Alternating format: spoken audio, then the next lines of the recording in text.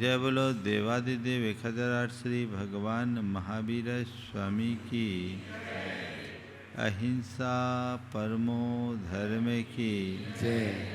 परम पूज्य आचार्य गुरुवर श्री विद्यासागर जी महाराज की, पूज्य मुनिवर श्री प्रमाण सागर जी महाराज की, पूज्य मुनिवर श्री संधान सागर जी महाराज की।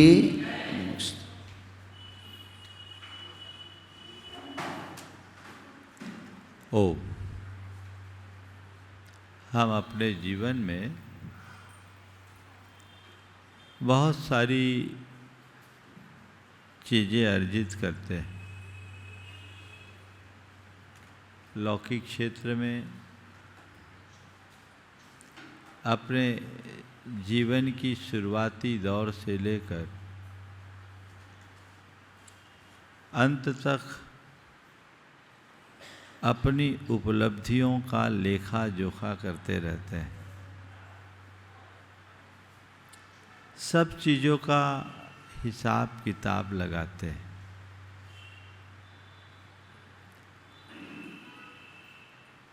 लेखा जोखा बुरा नहीं है। लेखा जोखा से चीज़ों का विश्लेषण होता है और विश्लेषण हमें एक नई समझ देते।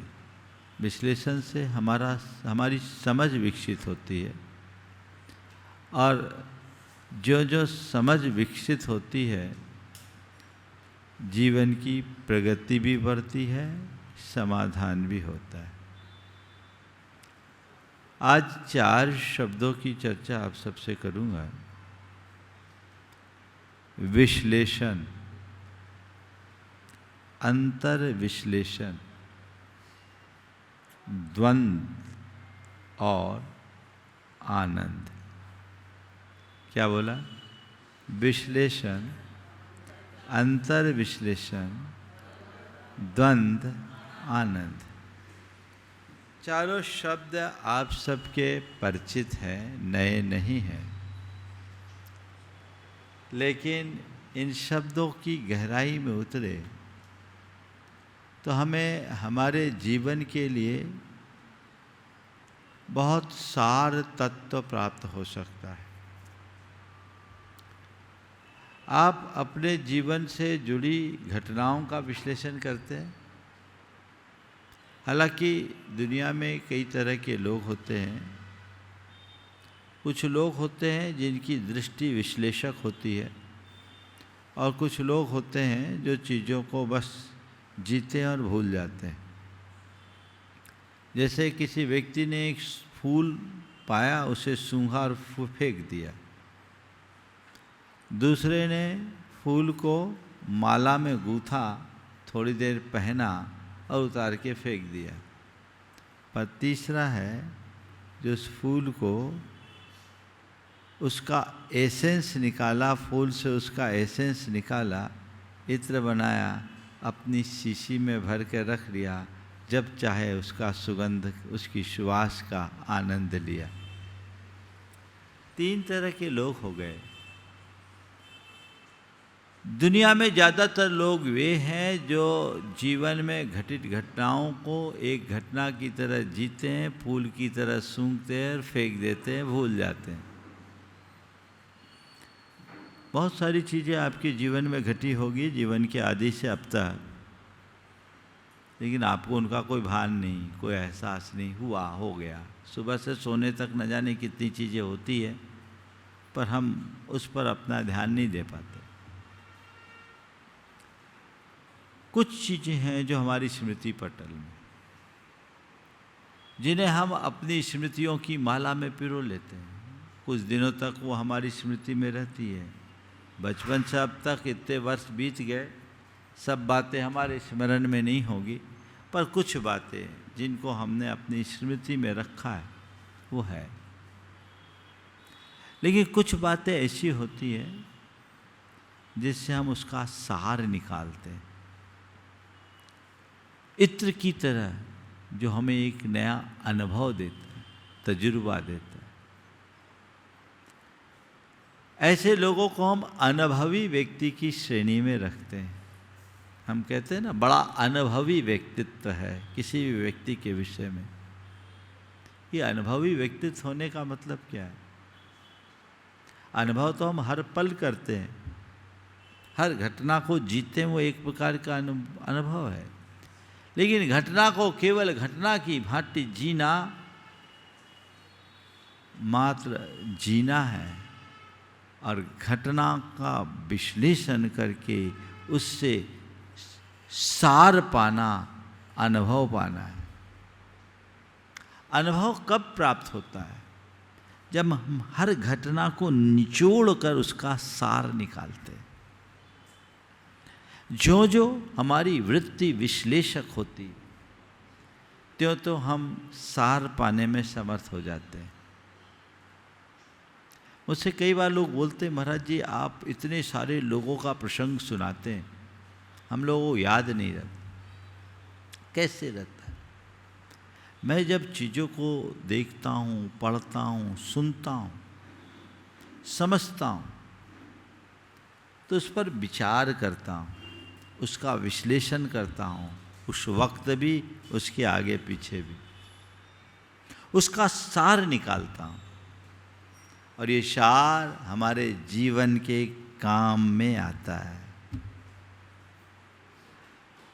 इसलिए अगर अपने जीवन को बहुआयामी बनाना चाहते हो, अपने व्यक्तित्व को और गहराना चाहते हो, तो थोड़ा विश्लेषण की वृत्ति को विकसित करें। मगर इसमें एक खतरा भी है, अति विश्लेषक बनने की। जिसे दूसरे शब्दों में कहें तो बाल की खाल निकालने वाले लोग, है ना, वो जरूरत से ज़्यादा चीज़ों का विश्लेषण करते हैं। मैं आपको केवल विश्लेषण की बात कर रहा हूँ, बाल की खाल निकालने की बात नहीं कर रहा हूँ। वो अति मंथन करने से नवनीत निकलता है। ये हमने, आपने सबने सुना है, देखा है, अनुभव किया है कि नहीं किया? बोलो, रोज आप लोग करती हो। मंथन करने से नवनीत निकलता है, पर ज़्यादा मंथन हो जाए तो क्या होता है? हाँ, नवनीत निकलने तक मंथन की जरूरत है, सार पाने तक विचार की जरूरत है। उसके बाद भी विचार करे। जो केवल विचार और विश्लेषण में ही खो जाए वो अति विश्लेषक है, बाल की खाल निकालने वाला है, वो कभी सुखी नहीं होगा। लेकिन जो सार पाना चाहता है, उस दृष्टि से चीज़ों का मंथन करता है, उसके हाथ में अनुभूति का नवनीत आता है। वो मंथन करता है। विचार मंथन हमारे जीवन को प्रगतिशील बनाता है, आगे बढ़ने की प्रेरणा मिलती, हम अनुभव पा सकते हैं। एक युवक किसी सफलतम उद्यमी के पास पहुंचा, उससे पूछा, आपकी सफलता का राज क्या है? आपकी सफलता का राज क्या है? उन्होंने जवाब दिया, अनुभव।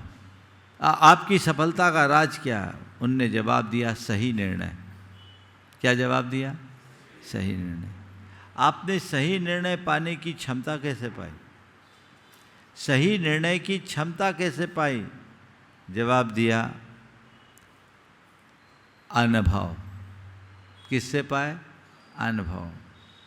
सामने वाले ने पुनः पूछा, आपने अनुभव कैसे पाया? उन्होंने जवाब दिया, गलत निर्णय। सामने वाला भौचक कर रह गया, गलत निर्णय से भला सही निर्णय का अनुभव कैसे पाया? उनने कहा कि मैंने अपने हर गलत निर्णय का विश्लेषण किया और तय किया, अब कभी ऐसी सिचुएशन में मैं ऐसे निर्णय से बचूंगा। नतीजा, गलत निर्णय से सही निर्णय का अनुभव पा गया। यह है विश्लेषण की क्षमता। हम अपने बारे में कहाँ देखते? सुबह से शाम हो जाती है, जिंदगी तमाम हो जाती, कभी हम सोचते हैं कि आज मैंने क्या अच्छा किया, क्या बुरा किया, आज का दिन मेरा कैसा हुआ। व्यापार धंधे के विषय में तो आप फिर भी थोड़ा सोच लेते हो, किंचित घर परिवार के विषय में भी कर लेते हो, लेकिन अपने रिश्ते, अपने व्यवहार, अपने संपर्क, अपने संबंधों का कितना विश्लेषण करते हो? कभी सोचते हो? अगर मनुष्य इन बातों पर थोड़ा थोड़ा विचार करना शुरू कर दे तो उसके जीवन में अपने आप संशोधन प्रारंभ हो जाएगा और उसके जीवन का कायाकल्प हो जाएगा। उसका जीवन पूरी तरह से रूपांतरित होगा, आमूल चूल बदल जाएगा। थोड़ी दृष्टि तो होनी चाहिए ना। ये विश्लेषण है, बाहर का विश्लेषण, जो हमें हमारी चेतना को या हमें हमारी प्रतिभा को निखारने में सहयोगी बनता है, हमारे व्यवहार को सुधारने का साधन बनता है। रोज एक अभ्यास कीजिए अपना विश्लेषण करने का। आपसे कहो तो दूसरों के बारे में पूरा विश्लेषण कर दोगे। किसी भी व्यक्ति के बारे में सवाल किया जाए तो आप तो पूरा पुराण सुनाने में माहिर, पूरा बता दोगे। भाई, दूसरों का विश्लेषण नहीं, खुद का विश्लेषण करो और एक कदम आगे बढ़ो। अंतर विश्लेषण, सेल्फ एनालिसिस, अपनी चेतना का अंतर विश्लेषण करके देखो कि मुझ में कैसी खूबियाँ और खामियाँ हैं, मैं क्या हूँ, मुझे क्या होना चाहिए, मेरी स्थिति क्या है, आज सुबह से सोने तक में मैंने जो जो व्यवहार किया वो कितना सही और गलत था, मेरा कौन सा विचार सही था, कौन सा विचार गलत था, मेरे कौन से शब्द अच्छे थे, कौन से शब्द बुरे थे, मेरा कौन सा व्यवहार अच्छा था, कौन सा व्यवहार बुरा था, मेरा कौन सा निर्णय सही था और कौन सा निर्णय बुरा था, ये विचार करना चाहिए कि नहीं?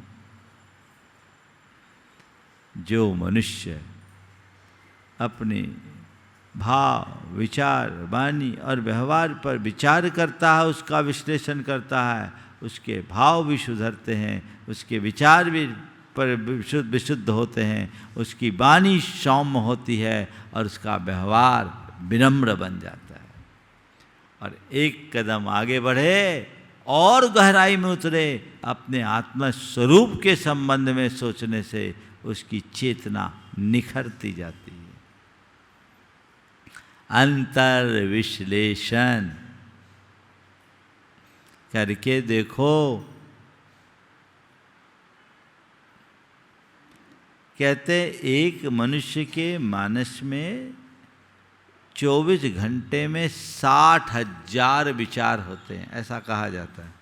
कितने विचार? इसमें काम के कितने होते हैं पता ही नहीं। कुछ विचारों पर तो ध्यान ही नहीं रहता, कुछ ही विचारों पर ध्यान होता है, और जिन विचारों पर हमारा ध्यान जाता है उनमें से बहुत कम काम के होते हैं, ज़्यादातर बिना काम के ही होते हैं। और आजकल कुछ लोगों को एक बीमारी है, कुछ क्या ज़्यादातर लोगों को बीमारी है ओवर थिंकिंग की, है ना। एक मनोकायिक रोग है, लोग बहुत परेशान होते हैं ज़रूरत से ज़्यादा सोचने के कारण। ज़रूरत से ज़्यादा जो कुछ भी होगा वो बुराई होगा, इसीलिए तो कहा गया अति सर्वत्र वर्जयेत्। जो जो ज़रूरत से ज़्यादा है वह सब बुरा है, इसलिए जो भी करो ज़रूरत से ज़्यादा मत करो, इंक्लूडिंग धर्म। हिसाब से करो, ज़रूरत से ज़्यादा जो करोगे गड़बड़ होगा। एक बहन जी थी, उसका बेटा धर्म से दूर हो गया। देखो क्यों, मैं बहुत व्यवहारिक बात कर रहा हूँ। बेटा धर्म से दूर हो गया और बहुत एक्टिव, पति को उसने खोने के उपरांत अपने आप को धर्म से लगाया। और धर्म से कुछ ज़्यादा लग गई। उसे इस बात का दुख था, वो समाज में बहुत अग्रणी भूमिका रखती, पाठशाला आदि के संचालन में भी बड़ा योगदान, बहुत अच्छी वक्ता भी और बहुत अच्छा व्यवहार भी, समाज में एक अलग पहचान। लेकिन उसे एक बात का दर्द था कि मेरा बेटा मंदिर नहीं आता महाराज, मुझे बहुत तकलीफ होती, मैं सबको सुधारती, घर नहीं सुधार पाई। संयोग से आहार हुआ उसके यहाँ और बेटा आहार देखने के लिए खड़ा था। मैं पहचान गया, मैंने उसको अपना कमंडल पकड़वाया। आया तो आते ही जैसे बैठा, बोले महाराज इसको सुधारो, ये पूरा नास्तिक हो गया है। मैंने सबको शांत किया। सबके जाने के बाद मैंने अकेले में उससे पूछा, क्या बात है बेटा, तो मंदिर वगैरह से दूर क्यों रहता, धर्म से इतना दूर क्यों? उसने जो जवाब दिया वो ध्यान देने लायक।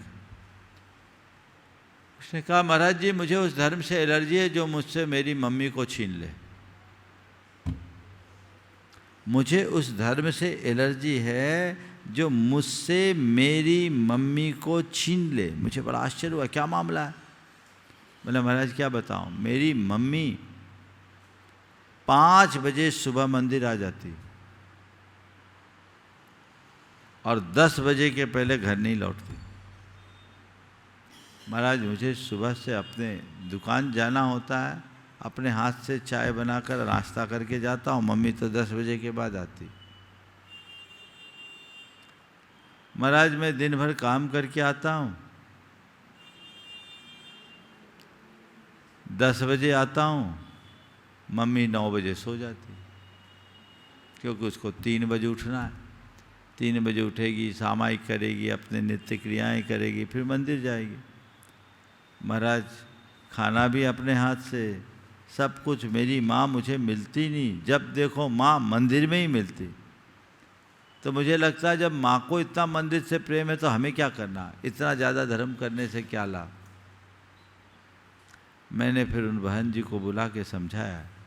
बोले देखो बेटे को तो मुझे जो समझाना था समझाया, लेकिन उसकी माँ को मैंने समझाया कि तुम्हें अपना धर्म निभाने के साथ साथ एक माँ का धर्म निभाना भी जरूरी है।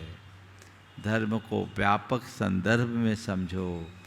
जो लोग केवल धार्मिक क्रियाओं को ही धर्म मानते हैं वो अंधेरे में। उन्हें अपने घर की व्यवस्था को सुसंचालित करना, अपने व्यापार व्यवसाय पर ध्यान देना, अपनी जिम्मेदारियों का निर्वाह करना भी अपना धर्म समझना चाहिए, और तभी आप कुछ कर पाओगे। आपका बेटा जो कहता उसकी शिकायत लाजमी है, उसे समझिए और उसे बदलने की कोशिश कीजिए। उसको भी थोड़ा टाइम दो, जब उसका इंटरेस्ट क्रिएट हो जाए तो बात अलग है। मैं ये नहीं कहता कि तुम अपनी धार्मिक क्रियाओं में कटौती करो, पर मैं ये कहता हूँ धार्मिक क्रियाओं को भी करो पर घर की ड्यूटी को भी पूरी करो। इसलिए मैंने कहा ज़रूरत से ज़्यादा कुछ भी मत करो। धर्म भी ज़रूरत से ज़्यादा करोगे तो उसका नेगेटिव इफेक्ट आएगा। तो हम क्या कर रहे हैं ये तो हमें देखना है। ज़रूरत से ज़्यादा हमें उन चीज़ों पर विचार करना है। तो मैं कह रहा था हमारे अंदर ज़्यादातर नकारात्मक विचार होते हैं। ज़रूरत से ज़्यादा सोचने के संदर्भ में मैंने बात की थी। तो ज़्यादातर लोग नकारात्मक विचारों से ग्रसित होते हैं। उनके दिमाग में उल्टी पुल्टी बातें घूमते रहती है और ऐसी बातें जो बुरी तरह उलझा कर रखती है। आप उनका विश्लेषण करें। जो विचार सुबह से सोने तक में याद हैं उन विचारों का विश्लेषण करोगे। आज मेरे कितने विचार थे जो व्यर्थ के थे, कितने विचार थे जिनका अर्थ था। जो व्यर्थ के विचार हैं मन ही मन दोहराएं, उनकी निंदा करें, उनकी आलोचना करें कि अब मैं ऐसे विचारों से अपने आप को दूर रखूँगा। भविष्य में जब कभी भी ऐसी बात हो तो मैं नहीं करूँगा। और मैंने जिनके प्रति भी जो बुरा विचार किया, जो निरर्थक बातें मैंने सोची, मैं उसकी निंदा करता हूँ, मैं उसकी गढ़ा करता हूँ, मैं उसकी आलोचना करता हूँ, उनका परित्याग करता हूँ। अब उसकी पुनरावृत्ति से मैं बचूँगा। ये एक अवेयरनेस उत्पन्न करेगा और यही अवेयरनेस आपके जीवन को रूपांतरित करेगा, बदलाव आएगा। विचार तो कीजिए।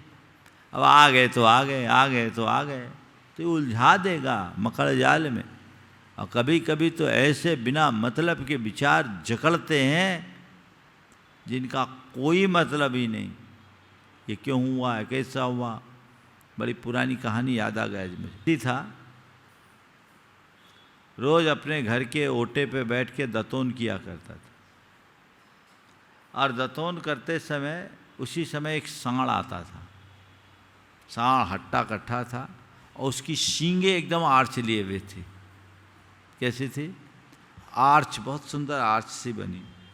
अब एक रोज उसके मन में दतौन करते करते विचार आया कि इसकी सींग में मैं अपनी गर्दन घुसाऊंगा तो घुसेगी कि नहीं, अपना सिर घुसाऊंगा तो घुसेगी कि नहीं, इसके सींग में अपनी सिर घुसाऊंगा तो घुसेगी कि नहीं।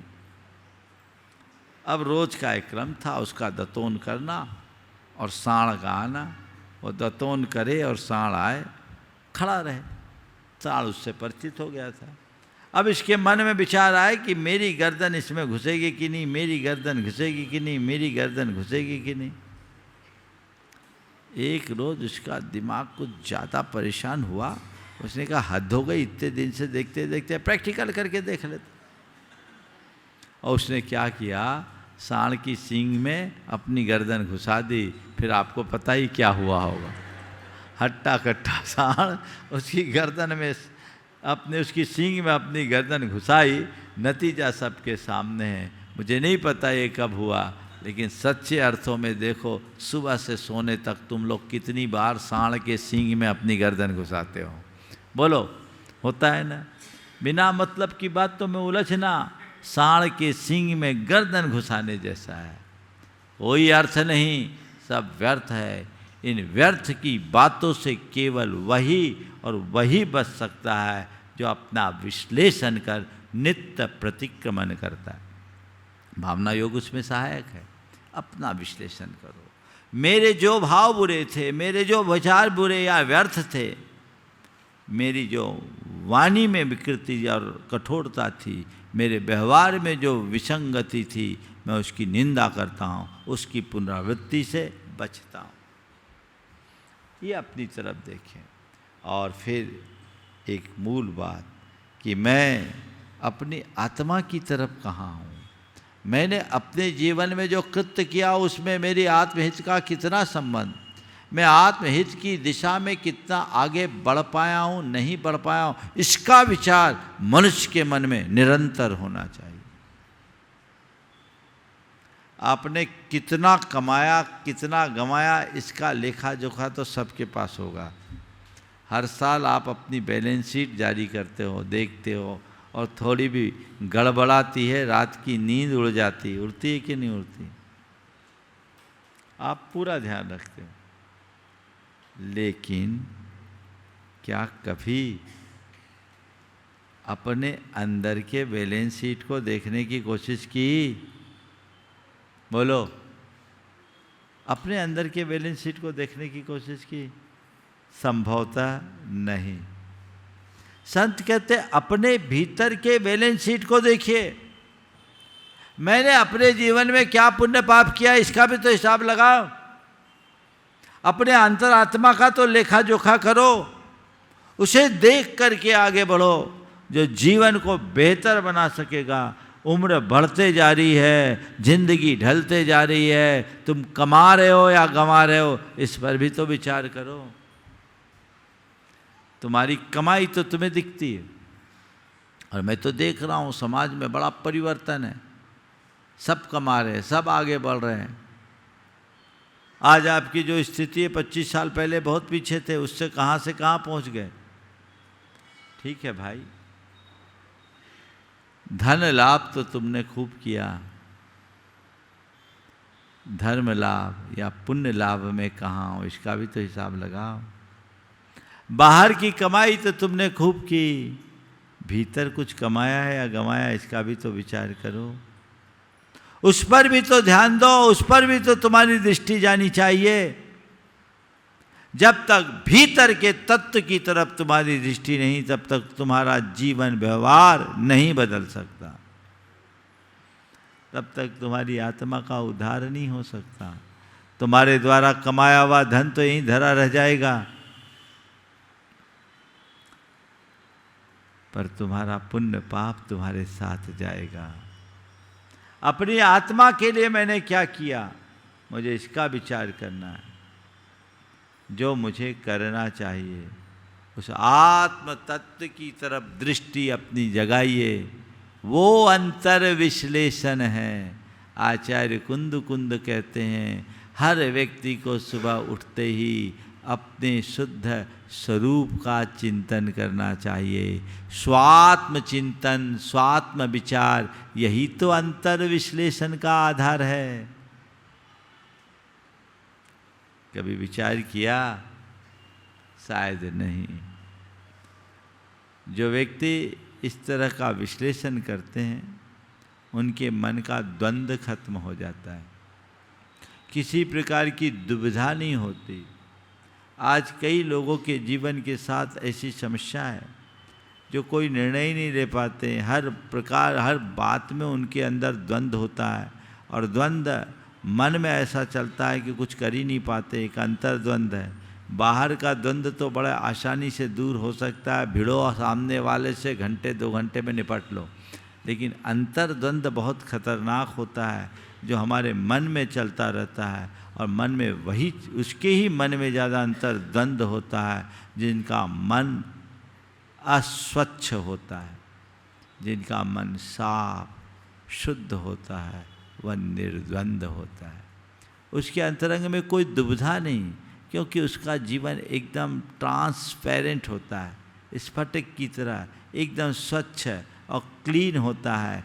जब हम विश्लेषण करेंगे, मन की गंदगी दूर होगी, मन की गंदगी दूर होगी, द्वंद्व मिटेगा, और द्वंद्व मिटेगा तो आनंद जगेगा। यही तो हमारा मार्ग है। अंदर का द्वंद्व मिटाना है। सब द्वंद्व में जी रहे हैं, देख रहे हैं भले सामने से तो अच्छे दिख रहे हैं, पर मन में पता नहीं कितनी उधेड़ बुन चलते रहती है, क्या क्या चलता रहता है। उसे मिटाएगा कौन, उसे साफ कौन करेगा, उससे बचेगा कौन? हमें इस पर विचार करना चाहिए। तो उस अंदर के द्वंद्व को मिटाने के लिए नियमित अंतर विश्लेषण, भावना योग उसका ही आधार है। हमें उसी का विज्ञान सिखाता है। आप नियमित ये कार्य करना शुरू कीजिए, जीवन बदल जाएगा, निखर जाएगा, चमक उठेगा, सुधर जाएगा। ये अपने अंदर दृष्टि होनी चाहिए। तो द्वंद्व को आनंद में बदलने की क्षमता अपने अंतर मन में हम विकसित करते हैं, तो वो जीवन की एक कारगर उपलब्धि बन सकती है, और हम अपने जीवन में बहुत कुछ अच्छा हासिल करने में भी समर्थ हो सकते हैं। तो वो दृष्टि हमारे अंतर मन में विकसित हो, जिससे हम अपने जीवन की बेहतरी को घटित कर सके। ये प्रयास करना चाहिए। लेखा जोखा आप लोग करते हैं। आप लोग पहाड़ा पढ़ते हो ना? पहाड़ा पढ़ते हो? महाराज पढ़ते नहीं, पढ़ाते भी। आज मैं भी आप लोगों को एक पहाड़ा पढ़ाना चाह रहा हूँ। पढ़ा दूँ? देखो कहाँ हम हैं, हमें कहाँ होना चाहिए। 9 का पहाड़ा पढ़ो।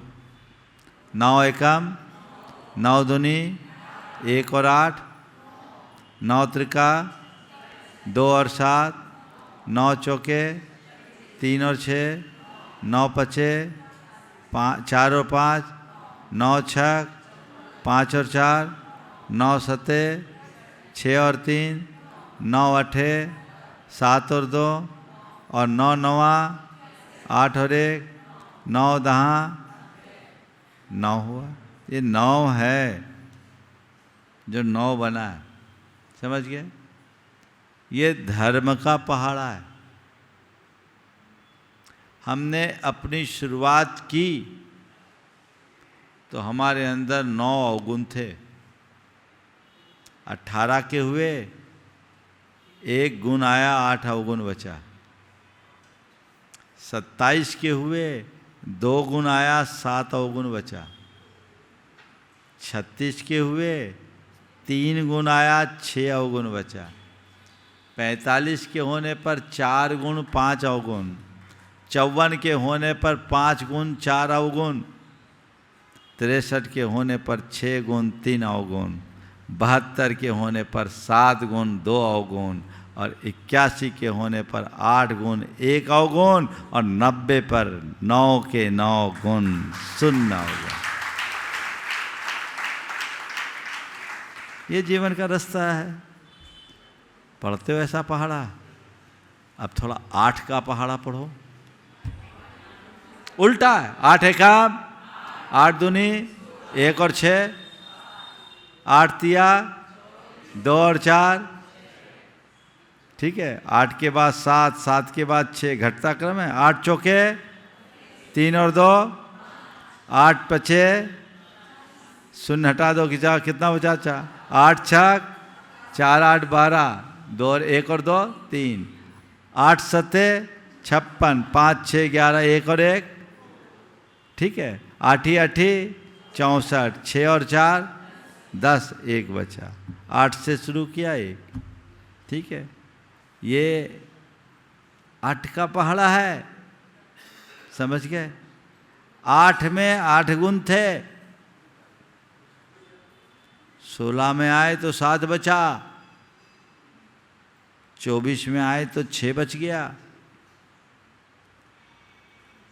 32 में आने में 5, 40 में 4, और 48 में 3, 56 में 2, और 64 में 1, और 80 में 0।